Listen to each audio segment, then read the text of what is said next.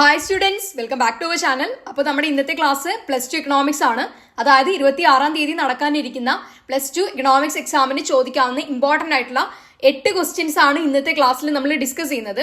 അതുപോലെ തന്നെ വേറൊരു കാര്യം, നമ്മളൊരു വീഡിയോ ഓൾറെഡി ഇട്ടതാണ്. ഓരോ ചാപ്റ്റർ വൈസും ഇമ്പോർട്ടന്റ് ആയിട്ടുള്ള ക്വസ്റ്റ്യൻസ് നമ്മൾ അതിൽ പറയുന്നുണ്ട്. അപ്പോൾ അത് കാണാത്തവരാണെങ്കിൽ നമ്മൾ എന്തായാലും ഡിസ്ക്രിപ്ഷനിൽ പിൻ ചെയ്ത് കൊടുക്കുന്നുണ്ട് കേട്ടോ. അപ്പോൾ അത് കാണാത്തവരാണെങ്കിൽ ചാപ്റ്റർ വൈസ് പറഞ്ഞു പോകുന്നുണ്ട്, അതൊന്ന് കണ്ടു നോക്കുക. ഓക്കെ, അപ്പൊ എന്തായാലും ഇനി നിങ്ങൾക്ക് ഏതെങ്കിലും ഭാഗം അല്ലെങ്കിൽ ഏതെങ്കിലും പോർഷൻ കൂടുതലായിട്ട് അറിയണം, അല്ലെങ്കിൽ അത് അറിയാത്ത പോർഷൻ ആണ് എന്നുണ്ടെങ്കിൽ നിങ്ങൾ ജസ്റ്റ് ഒന്ന് കമന്റ് ചെയ്യുക. കൂടുതൽ ആളുകൾ പറയുന്നത് നമുക്ക് എന്താണ് സെപ്പറേറ്റ് ആയിട്ട് ചെയ്യാം. ഓക്കെ, അപ്പൊ എന്തായാലും നമുക്ക് ഇവിടെ ഒരു 8 ക്വസ്റ്റ്യൻ പറഞ്ഞു പോവാം കേട്ടോ. അപ്പൊ ഇവിടെ ശ്രദ്ധിക്കുക, ഒന്നാമത്തെ ക്വസ്റ്റ്യൻ നോക്കുക നിങ്ങൾ.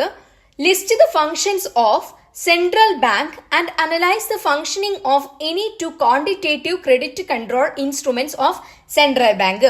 അതായത് നമ്മുടെ സെൻട്രൽ ബാങ്ക് ഏതാണ്? RBI ആണല്ലേ. അതായത് അപ്പെക്സ് ബാങ്ക് എന്നൊക്കെ അറിയപ്പെടുന്നത് RBI ആണ്. അപ്പൊ അതാണ് ചോദിച്ചിരിക്കുന്നത് കേട്ടോ.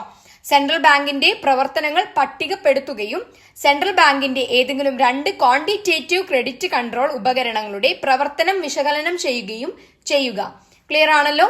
അപ്പോൾ നമ്മൾ കുറെ പോയിന്റ് ആക്കിയിട്ട് പഠിച്ചതാണ്. പോയിന്റ് മതി, അതൊന്ന് ജസ്റ്റ് എക്സ്പ്ലെയിൻ ചെയ്തു എഴുതുക. വലിയ മാർക്കിന് ചോദിക്കുന്നതാണല്ലോ. ഓക്കെ, അപ്പൊ എന്തായാലും ഇത് നമുക്ക് മോഡലിലും ചോദിച്ചതാണ്, അത്ര ഇമ്പോർട്ടന്റ് തന്നെയാണ് കേട്ടോ. അപ്പൊ എന്തായാലും പഠിച്ചു വെക്കാം. നെക്സ്റ്റ് ഒരു ക്വസ്റ്റ്യൻ ആണ്, കാൽക്കുലേഷൻ ആണ് വരുന്നത്. അപ്പൊ എല്ലാത്തിന്റെയും ഇക്വേഷൻ നിങ്ങൾ പഠിച്ചു വെക്കണം. ഇമ്പോർട്ടന്റ് ആണ്, മോഡലിന് ചോദിച്ചിട്ടില്ല ഇല്ലല്ലോ. ഓക്കെ, അപ്പൊ എന്തൊക്കെയാണ് നോക്കുക. TFC, TVC, AVC, SAC, അതുപോലെ തന്നെ SMC ഇമ്പോർട്ടന്റ് ആയിട്ട് പഠിച്ചു വെക്കുക. അത് ചെയ്ത് തന്നെ പഠിക്കണം കേട്ടോ. ഓക്കെ, അപ്പൊ എന്തായാലും നെക്സ്റ്റ് ക്വസ്റ്റ്യൻ നോക്കാം. Briefly explain the profit maximising condition of perfect competition and diagrammatically illustrate the short run and long run profit maximisation conditions of perfect competition. പറയാലോ, നമുക്കറിയാം ഏറ്റവും ഇമ്പോർട്ടന്റ് ആയിട്ടുള്ള ഒരു ക്വസ്റ്റ്യൻ ആണ്. മോഡൽ എക്സാമിന് ചോദിച്ചതാണ്. അതിൽ ഷോർട്ട് റൺ ആണ് ചോദിച്ചത് എന്നാണ് എൻ്റെ ഒരു ഓർമ്മ. ലോങ് റണ്ണും നിങ്ങൾ പഠിച്ചു വെക്കാം. ഓക്കെ, അപ്പൊ എന്തായാലും അത്രയും ഇമ്പോർട്ടന്റ് ആണ്, പഠിക്കുക കേട്ടോ. നെക്സ്റ്റ് ക്വസ്റ്റ്യൻ, 4th ക്വസ്റ്റ്യൻ ആണ്. Describe income method and expenditure method for calculating national income. Okay, വരുമാന രീതി, ചെലവ് രീതി എന്നിവയിലൂടെ ദേശീയ വരുമാനം GDP ആണ് കേട്ടോ കണക്കാക്കുന്നത് എങ്ങനെയാണെന്ന് വിവരിക്കുക. ക്ലിയർ ആണല്ലോ? വളരെ എളുപ്പമാണ് അല്ലെ? അപ്പൊ ഈ ക്വസ്റ്റ്യൻസ് ഒക്കെ നിങ്ങൾ പഠിച്ചു കഴിഞ്ഞു കഴിഞ്ഞാൽ വളരെ എളുപ്പത്തിൽ എന്ത് ചെയ്യാൻ പറ്റും? ആൻസർ ചെയ്യാനും പറ്റും, നിങ്ങൾക്ക് പെട്ടെന്ന് മാർക്കും സ്കോർ ചെയ്യാൻ പറ്റും. അപ്പൊ ഹ്യൂമാനിറ്റീസുകാരെ സംബന്ധിച്ചിടത്തോളം വളരെ സുഖമാണ് ഇത് നമുക്ക് എക്കണോമിക്സിൽ മാർക്ക് സ്കോർ ചെയ്യുക എന്നുള്ളത്. പക്ഷേ ചെറിയൊരു വിഷമം ഉണ്ടാവും, കാരണം നിങ്ങൾക്ക് എന്താണ് കാൽക്കുലേഷൻ ഒക്കെ വരുമ്പോൾ. എങ്കിലും നിങ്ങൾ എന്ത് ചെയ്യുക, ഒന്ന് സ്ട്രെസ് ചെയ്തൊന്ന് പഠിച്ചു കഴിഞ്ഞാൽ വളരെ എളുപ്പത്തിൽ മാർക്ക് സ്കോർ ചെയ്യാൻ പറ്റുന്നതാണ്.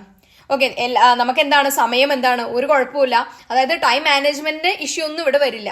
നമുക്ക് അത്യാവശ്യം സമയം ഉണ്ടാവും, ആലോചിച്ച് എഴുതാം. ബാക്കി സബ്ജക്ട്സിന്റെ പോലെ എന്താണ് നമുക്ക് എസ്സേയോ കാര്യങ്ങളോ ഒന്നും ഇവിടെ എഴുതേണ്ട കാര്യമില്ല. അപ്പൊ എന്താണ് വളരെ എളുപ്പത്തിൽ തന്നെ മാർക്ക് സ്കോർ ചെയ്യാം. നിങ്ങൾക്ക് ആ കണ്ടന്റും ചെയ്യേണ്ട രീതിയും അറിഞ്ഞു കഴിഞ്ഞാൽ തന്നെ എളുപ്പമാണ് അല്ലെ? നമുക്ക് എന്താണ് ഇങ്ങനെ കുത്തിരുന്ന് പഠിക്കേണ്ട കാര്യമില്ല അല്ലെ? അപ്പോൾ ജസ്റ്റ് അതൊന്ന് നോക്കി വെക്കാം കേട്ടോ. ഓക്കെ, നമുക്ക് 5th ക്വസ്റ്റ്യൻ നോക്കാം. Mention the properties of indifference curve. നിസ്സംഗത വക്രത്തിന്റെ സവിശേഷതകൾ സൂചിപ്പിക്കാനാണ്. ഓക്കെ ആണല്ലോ? ഇതും എളുപ്പമാണ്, പോയിന്റ് ആക്കിയിട്ട് എഴുതിയാൽ മതി.